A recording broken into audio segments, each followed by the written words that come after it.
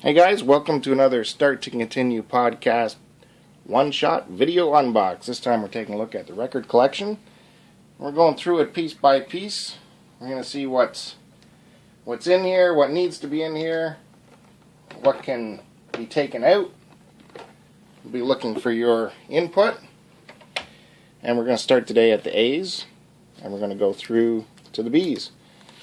First off, what else? Acdc, High Voltage. This is their first international release. Obviously Bon Scott. Right on through to Bon's last album, Highway to Hell. Everyone should have this album. Next we have Acdc's Back in Black, Brian Johnson's first album. And Who Made Who, which is soundtrack to Maximum Overdrive.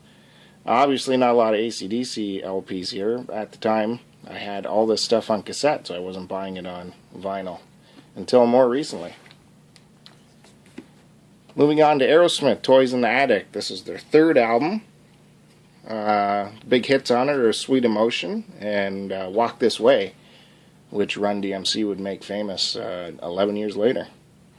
I'm looking for the first two albums of Aerosmith. The first one, actually, if you get the original pressing, has a spelling mistake in the track listing, so that's something to look for.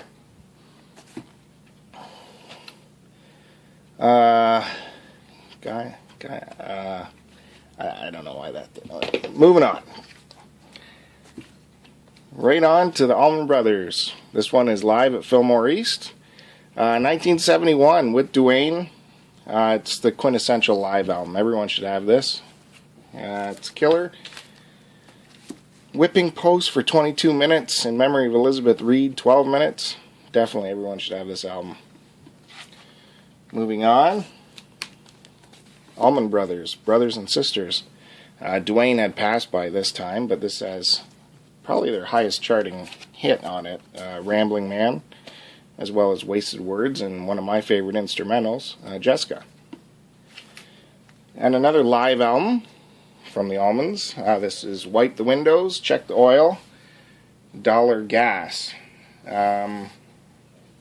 This was put out in 76. At that time, the band was having a lot of infighting, and Greg was married to Cher.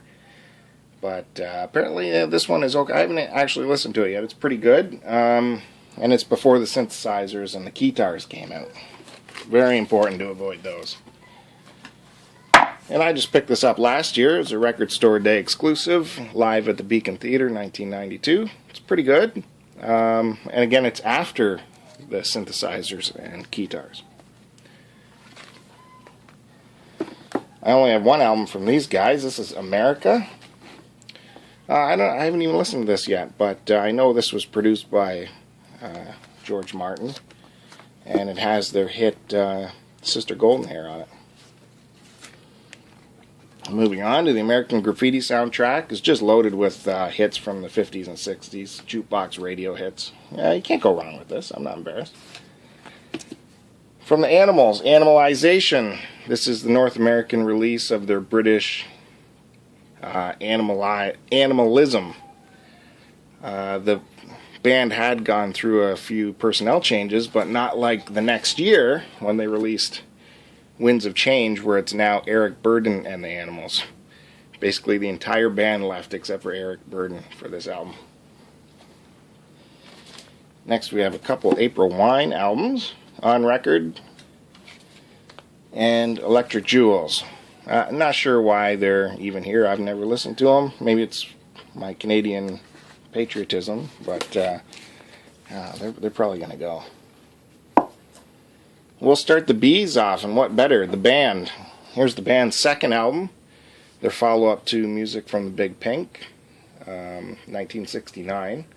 They actually recorded this in Sammy Davis Jr.'s pool house. They were looking for another little isolated area like the Big Pink to record in.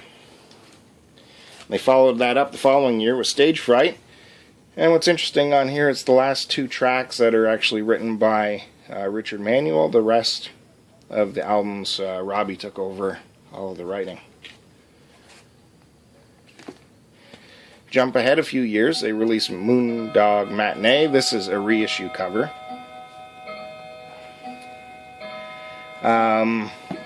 It's a live track, and interesting enough, it's all cover tracks, even though it's the band. They have a ton of original material, but they did this cover album. The band was in turmoil at this point too, a lot of infighting, so nothing much was working for them. Rock of Ages, another live album. Lots of ringware here. Soundtrack to the movie. But nothing as good as The Last Waltz. This is a must-have for any fan of music, in my opinion. Everyone came together to wish the band off on their next move, and Martin Scorsese directed the film.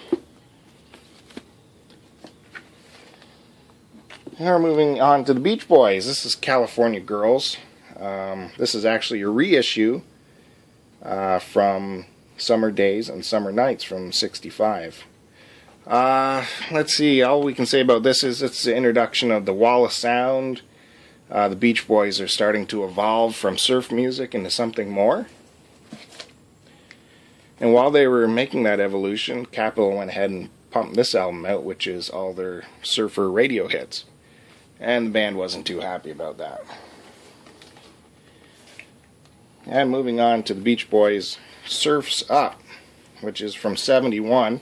I just listened to this, great album. It's very trippy, absolutely not a surf album, and it's great sound of experimentation and where the Beach Boys would be going.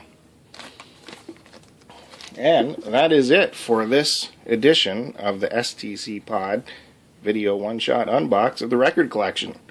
Next time we'll get into the Bees further with the Beatles. And that'll probably take up all the time. Anyways, you can find us on Twitter at STC Pod.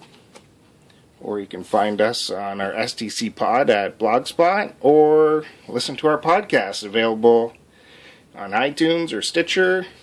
Or anywhere you find podcasts.